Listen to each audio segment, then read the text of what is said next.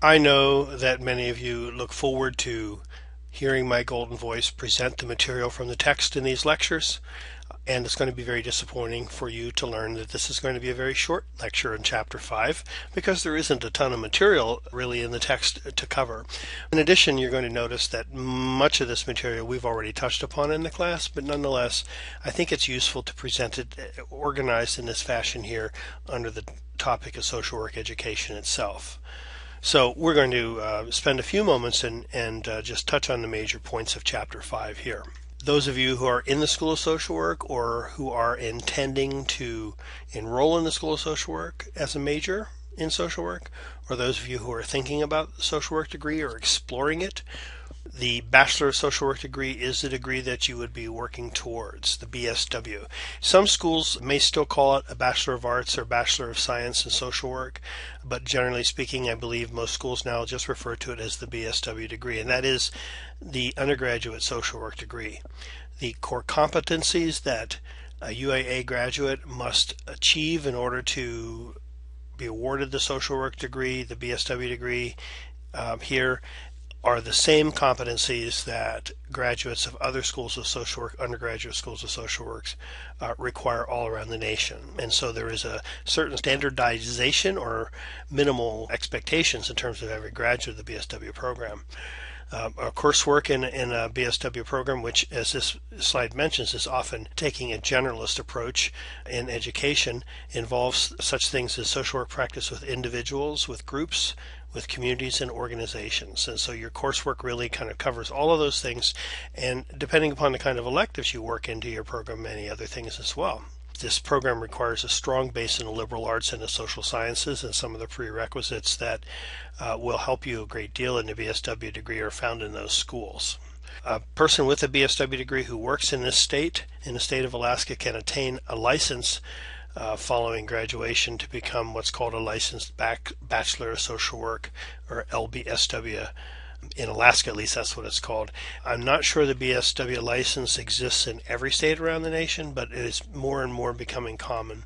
And it essentially certifies that you have received a degree from an appropriate school, and you have to take a test and pass that test in order to receive the LBSW. So it does imply to your clients, and this is really what you get a license for. It implies to your clients that you're competent and can be trusted.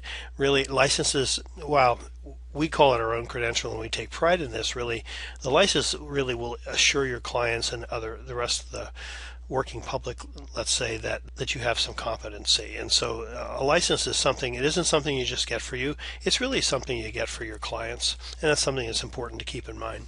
Now, if you go beyond your four-year degree, and I will tell you that BSW degree will help you in your job search, I think, quite a bit. It's an attractive degree for employers in the field, and but largely because they know you're getting a quality education when you get that BSW, and that you come up with some skills that really prepare you to work with clients very directly and very well.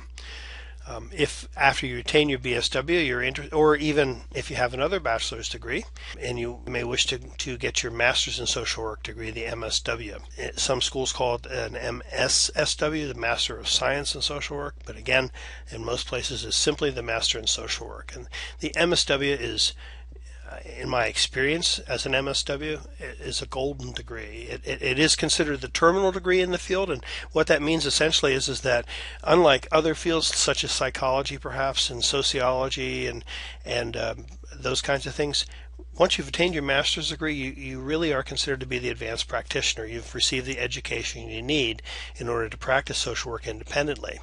We've talked about that previously, that with an MSW and a clinical license, which does involve going on and being supervised in a clinical setting by a licensed or licensable social worker, you can hang your shingle and really become a private therapist if that's what you want to do, but practice independent of supervision. But again, that's not really recommended by me. I think we all should have some supervision. The MSW degree is a terminal degree in the field, and so for many it's sort of the fast track to their career objectives. And once you have taken the test and received the necessary supervision, you can be licensed as an advanced social work practitioner in Alaska. That's the LMSW, or a clinical social worker, which is the LCSW. Many, or really I think mostly all MSW programs have some sort of specialization. And depending upon the school that you go to, there's different ways of organizing their curriculum. I got my MSW from Florida State. Now, this has probably changed since it's been quite a while since I got my MSW, but at that time the school was organized so that when you got your master's, you either declared a clinical track, an administrative track, or one that was called, I believe, community organizing. Community organization was the other track. I can't remember what they called it at the time, but in any event, that was sort of the track you chose, and then depending upon that track, then you were kind of directed into certain kinds of courses towards your MSW degree. But other schools have other ways of doing concentrations and include things like concentrations in community organizing, military social work, child welfare, clinical social work, those kinds of things. For those of you that have a BSW degree, many schools of social work under certain circumstances will grant you what is called an advanced standing placement when you go to the MSW program, so that essentially you cut out most of your first year. As a BSW student, you have received many of the classes that individuals coming from another field into the master's program will have to take during their first year. Things like introduction to social welfare and perhaps even introduction to social work, but on a higher level perhaps. And so the kinds of programs or the kinds of classes rather, that some of which you're taking now as in your bachelor's study are the same programs and courses that individuals coming from, say, psychology or business or forestry or wherever they may be coming from into the MSW program will be taking in their first year. And that includes one of the field placements. Not every school grants advanced standing. Not every school grants advanced standing to every MSW. There's certain requirements you have to fulfill depending upon the particular school that you attend. I was given the opportunity for an advanced standing placement at Florida State. I had been out of the university setting for 8 years and working in the field, and so they required me to go back and take another statistics course. Although I did well in my undergraduate statistics course, because it had been more than 5 years, I think, since I got my bachelor's degree, I had to take another stats course before they would accept me into the advanced standing program. So every school has a little bit different kind of requirement for that, and again, not every school offers that. Now, although this is the MSW is the terminal degree, you can get higher degrees, a doctor in social work or a PhD in social welfare or something like that at various universities around the nation.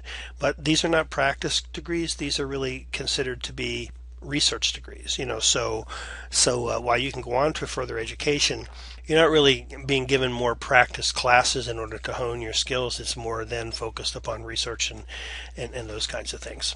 So that's why the MSW is considered the terminal degree for at least for clinical purposes. All of this is spelled out and monitored and occasionally accredited by the Council on Social Work Education, the CSWE. The CSWE guides the curriculum of these accredited schools of social work around the nation, so that when you go get your MSW or you finish up your BSW, be sure that you are attending a CSWE accredited school. And UAA is that for both degrees, of course.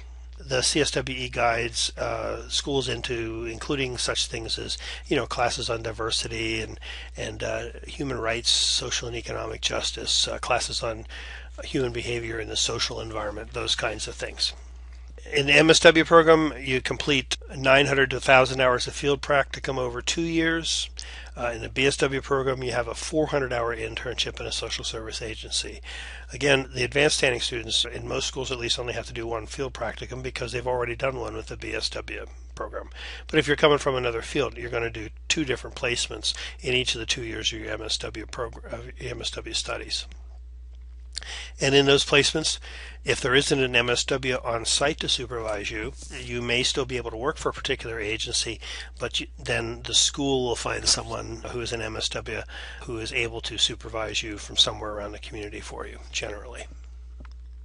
There is this idea among many people that really is, I think, in many respects facilitated by the fact that many agencies will hire people from outside the field to do what the agencies consider to be social work. And the general public will refer to many people as social workers, even though they don't have training in social work, but they've just been hired into those positions.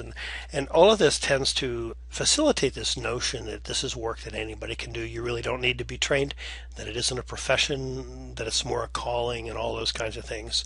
While I do believe social work is a calling, it is very definitely a profession as well, with specific skill sets that need to be taught and learned and practiced and honed if you're going to be a good social worker. And so as you pursue your degree, recognize that you are being schooled in a profession, and take pride in that profession, and help people understand the differences. As I've said previously in other lectures, you can't call yourself a psychologist when you get a degree in sociology. You can't call yourself a doctor if you have a degree in chemistry. You can be a PhD and be a doctor, but you can't call yourself a medical doctor. So likewise, the social work profession is staking its claim to that title and saying you shouldn't be calling yourself a social worker if you haven't been trained in social work. That's why the licensing programs around the nation, the LBSWs and the LM and LCSWs, have developed, because you have to have a social work degree in order to hold those licenses, with very, very limited exceptions, and I'm not going to get into that, but generally, if you see somebody with a social work license, you know they have a social work degree. Our author says at one point in the chapter something that I think is worth closing this lecture with, is a statement that you'll have a degree when you get your social work degree. You'll have a degree that is as rigorous as any, that will allow you to laugh at anyone who says that social workers are bleeding heart liberals, only give out food baskets to the poor. Contrary to these absurd characterizations, social work is a tough, heroic, necessary, and competent profession. That's all for this chapter. I promised it would be short. So let me know if you have any questions. Otherwise, I will talk to you in another lecture.